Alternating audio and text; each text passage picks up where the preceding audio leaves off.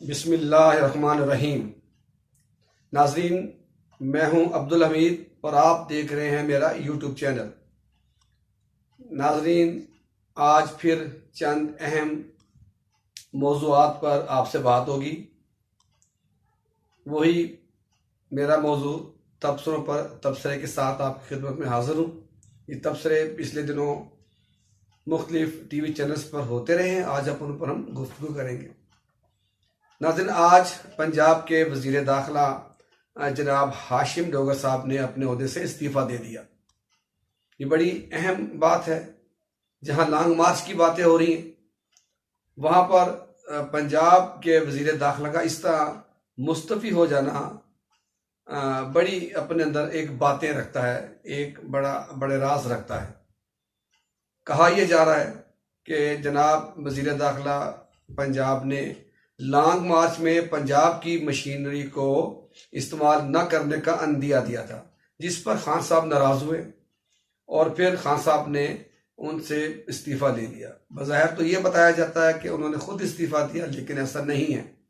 खान साहब ने उनसे इस्तीफ़ा लिया है और फिर खान साहब की ही रिकमेंडेशन पर जो चंद दिन पहले पंजाब के गवर्नर थे उमर सरफराज चीमा साहब को खान साहब की रिकमेंडेशन पर पंजाब का वज़ीर दाखिला लगा दिया गया। और ख्याल यही किया जा रहा है कि जिस तरह सरफराज उमर चीमा साहब ने पंजाब के गवर्नर के होते हुए मुकम्मल तौर पर पीटीआई का साथ दिया और हमजा शहबाज से हलफ नहीं लिया, और अब भी यह ख्याल किया जा रहा है कि लॉन्ग मार्च में उमर सरफराज चीमा साहब मुकम्मल तौर पर खान साहब से ताउन करेंगे और पूरी की पूरी मशीनरी जो है लॉन्ग मार्च में पंजाब की इस्तेमाल होगी।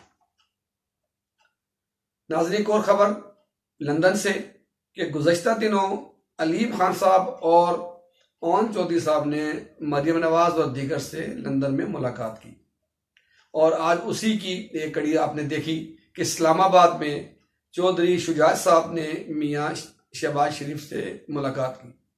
इसका एजेंडा क्या हो सकता है? सब पर आया है कि इस मुलाकात का एजेंडा क्या है। इस मुलाकात का नाज़रीन एजेंडा यही है कि पंजाब हुकूमत को किसी तरह ख़त्म करके उसे टेक ओवर किया जाए। तो लाजमी लंदन में भी इसी बात पर मुशावरत हुई होगी और इस्लामाबाद में भी चौधरी शुजात साहब और मियाँ शहबाज शरीफ के दरमियान जो मुलाकात हुई है, यकीनन इसी एजेंडे पे हुई है कि पंजाब की हुकूमत को किस तरह टेक ओवर किया जाएगा। दूसरी खबर नाज़रीन कि मियाँ नवाज शरीफ की मुल्क में वापसी की खबरें बड़ी गर्दिश कर रही हैं। मियाँ साहब के वापसी पर जो ख्याल किया जा रहा है कि उन्हें गिरफ्तार कर लिया जाएगा एयरपोर्ट से, क्योंकि उन पर मुकदमात है, उन पर नैब के केसेस चल रहे हैं, तो उन्हें गिरफ्तार कर लिया जाएगा, लेकिन ऐसा नहीं होगा।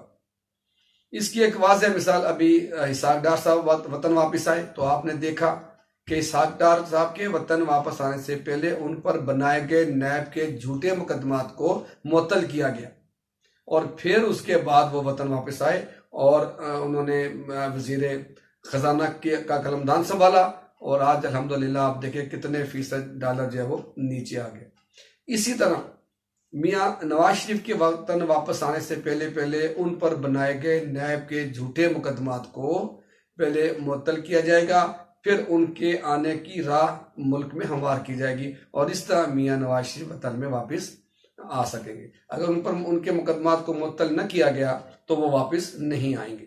लेकिन ख्याल यही किया जा रहा है कि जिस तरह नैब के जरिए इन केसेस को मुअत्तल किया जा रहा है, तो मियाँ नवाज शरीफ के भी केस बहुत जल्द जो है मुअत्तल हो जाएंगे, ख़त्म हो जाएंगे। इस तरह मियाँ साहब बड़ी आसानी के साथ वतन वापस आ सकेंगे।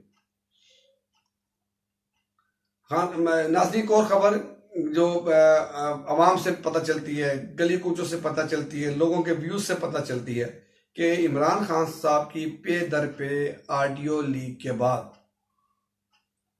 अवाम में खान साहब का ग्राफ बड़ी मकबूलियत का ग्राफ बड़ी तेजी से नीचे गिर रहा है, और इसकी जो है तशवीश वो पीटीआई में बड़ी की लहर बड़ी दौड़ गई है कि इस तरह ऑडियो लीक होने से खान साहब का ग्राफ नीचे आ रहा है। और दूसरी बात कि खान साहब की आजकल मुख्तलिफ जगहों पर तकरीरें चलती हैं, उनकी हलफबर्दारी होती है, लेकिन पीटीआई के अपने ही बहुत से कारकुन अब खान साहब की इन बातों से इख्तलाफ करते हैं। उनके ऑडियो लीक होने के बाद उनकी उनकी राय ये है कि खान साहब के कौल व फ़िल में तजाद है। वो पहले कुछ कहते थे, आज उसी की नफी करते। तो लिहाजा इस बात का खान साहब को भी पता है कि उनके ऑडियो लीक होने के बाद उनका ग्राफ जो है आहिस्ता आहिस्ता नीचे आ रहा है। अब आप देखिए कि उनकी तकरीरों में वो एतमाद नहीं है, वही तकरीरें उनकी वही घिसी पिटी हैं, वही इल्ज़ामात हैं, वही इदारों पर इल्ज़ामात हैं, वही अहम इदारों की शख्सियात पर इल्ज़ामात हैं, वही सियासी लोगों पर इल्ज़ामात हैं, लेकिन उनकी बात में वो एतमाद नहीं है, वो एतमाद का फुकदान पाया जाता है जैसे कि वो पहले बात किया करते थे। उनको ये पता लग गया है कि वीडियो लीक्स में जो है वो अवाम को उनका जो तासुर अच्छा नहीं किया। खान साहब तो ये कहते हैं कि मैं वीडियो लीक्स पर जो है अदालत में जाऊंगा, इसका मतलब वो एडमिट करते हैं कि ये उनकी वीडियोस जो है ऑडियोज जो हैं वो दुरुस्त हैं, लेकिन उनके कारकुन कहते हैं कि ये गलत है। तो खान साहब के इस तरह अदालत में जाने का अंदिया देना इस बात की तस्दीक है कि ये उनकी ऑडियो जो है वो उनको दुरुस्त है, उनको लीक नहीं होना चाहिए था। और लोग अब जब खान साहब तकरीर करते हैं तो लोग उनकी इन बातों का बाज़ दफ़ा तो तमस्खर भी उड़ाते हैं, क्योंकि अब उनको खान साहब पर इतना ज़्यादा एतमाद नहीं रहा। आज नाजरीन, नून लीग के लिए इंतहाई खुश को दिन रहा, बड़ा खुश आइंद दिन रहा नून लीग के लिए, इसलिए कि आज स्पेशल सेंट्रल कोर्ट ने मियाँ शहबाज शरीफ और हमजा शहबाज को बाइज्जत बरी कर दिया। नाज़रीन, आपको याद होगा कि ये केस 16 अरब रुपए का इन पर मनी लॉन्ड्रिंग का बनाया गया था। कब बनाया गया था? पीटीआई की दौरे हुकूमत में बनाया गया, और उस वक्त के नैब के चेयरमैन जस्टिस जावेद इकबाल साहब ने इन पर ये केस बनाया। सबको पता है कि ये केस जो वो पॉलिटिकल इंजीनियरिंग थी और इन पर झूठा मुकदमा बनाया गया था, और आज उन मुकदमा से इनको बरी किया गया। अदालत ने इनके वकील से सवाल पूछा, नैब के वकील से, कि क्या इन पर कोई जुर्म साबित हुआ, तो उनका जवाब था कि बराह रास्त इन पर कोई जुर्म साबित नहीं हुआ। तो फिर अदालत ने अपना फैसला सुना दिया। नाज़रीन, इस फैसले के बाद नून लीग तो बज़ाहिर ये कहती हुई नजर आएगी कि हमारे साथ उस वक्त ज्यादती की गई थी, उस वक्त के चेयरमैन ने हमारे पर झूठे मुकदमा बनाए थे, और आज अल्लाह ने इनको सुरखरू किया।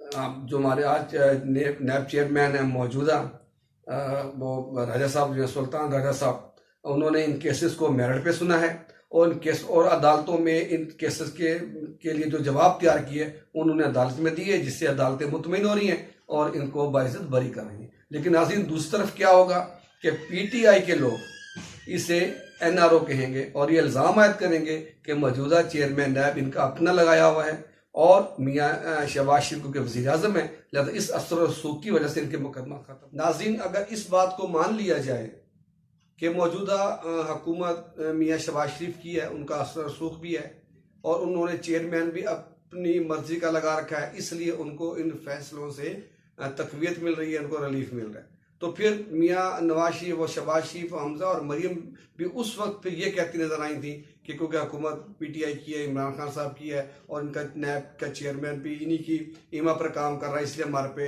मुकदमात बनाए गए हैं, तो फिर ये भी गलत ना होगा। ये नाज़रीन, इल्ज़ामात का सिलसिला तो हर दौर में जारी रहता है, लेकिन पब्लिक जो है, जो कौम जो है, वो इतनी अंधी नहीं है। वो ये अलग बात है कि अपने इदारों के फैसलों का एहतराम करती है और खामोश रहती है, लेकिन पब्लिक को हर चीज़ का पता होता है कि क्या सच है और क्या जो है वो क्या सच और क्या झूठ है। लेकिन नाज़रीन, एक बात तो यहाँ पर तय है कि जो मियाँ साहब पर मुकदमात बनाए गए थे, कहाँ से शुरू हुए, पनामा, फिर अकामा, और आखिरकार बात कहाँ ख़त्म हुई कि मियाँ साहब ने चूंकि अपने बेटे से तनख्वाह नहीं ली, इसलिए उनको ताहयात डिस्क्वालीफाई किया जाता है। ये भी आपके सामने था, इस चीज़ का मुकदमा और केस और उसका फैसला।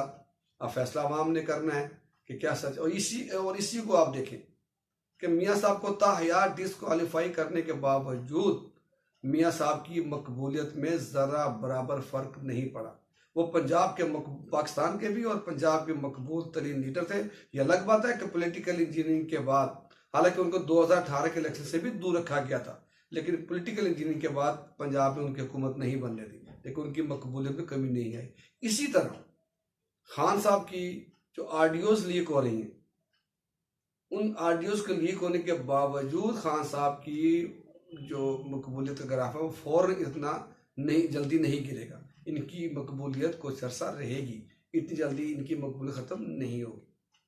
अब आइंदा इलेक्शन में फिर देखा जाएगा कि उससे पहले पहले मज़ीद कितनी ऑडियोज़ और वीडियोज़ खान साहब की लीक होती हैं और कितना हुकूमत जो है उसको उससे फ़ायदा उठाती है, और फिर खान साहब के ग्राफ की बात की जाएगी और फिर देखा जाएगा कि इलेक्शन में इनकी क्या सूरत हाल बनती है। इसके साथ ही मुझे दीजिए इजाज़त, अपना ख्याल रखिएगा और मेरे इस चैनल को आप सब्सक्राइब भी करें और बेल आइकन भी दबाएं, और अगर आप फेसबुक पे हैं तो इसे शेयर भी करें और लाइक भी करें। आपका बहुत